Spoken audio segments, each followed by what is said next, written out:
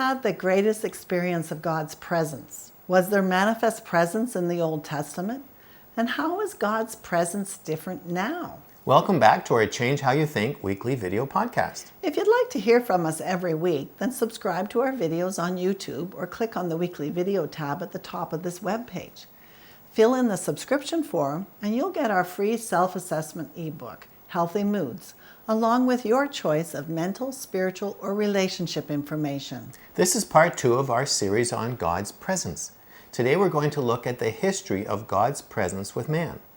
Just to review from last week, God's presence has 2 forms. Omnipresence is something you know.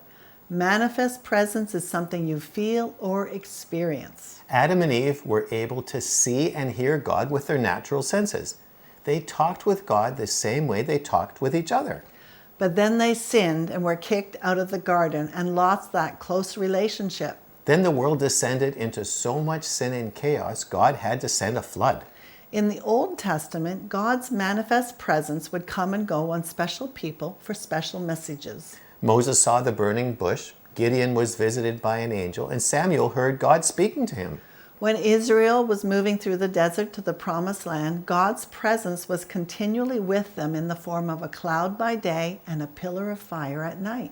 But his presence was always at a distance. Only Moses could talk directly to God in his tent of meeting. But in the New Testament, everything changed. Jesus came to restore the relationship Adam had broken by removing the sin that separated man from God. Now his manifest personal presence could return to anyone who had their sins forgiven and removed. This happened in Acts chapter 2 when the Holy Spirit was poured out in the upper room. Now for the first time since Adam, God's manifest presence was available to all believers, not just the prophets on special occasions. But there was now significant differences between our experience of God's presence and what the prophets experienced. In the Old Testament, God chose the time when he would interact with man. Now we decide when we will interact with God. They experience God coming to them. We experience God's presence from within. That means it's up to us to seek God's presence. He's made himself totally available.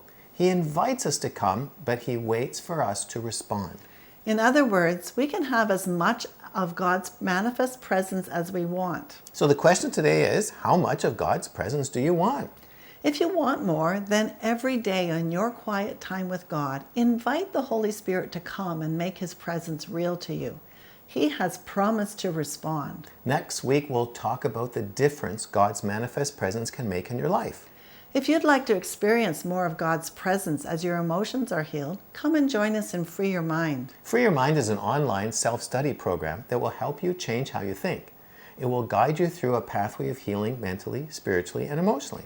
Through 15-minute videos, regular live group coaching calls, an online community forum, and 24-hour access to our entire video library, you can work at your own speed, anytime, from anywhere in the world, on any device to begin the life-changing transformation you've been looking for.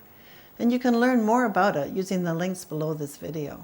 We'll continue our series next week, but this week, ask the Holy Spirit every day for more of his presence that you can feel.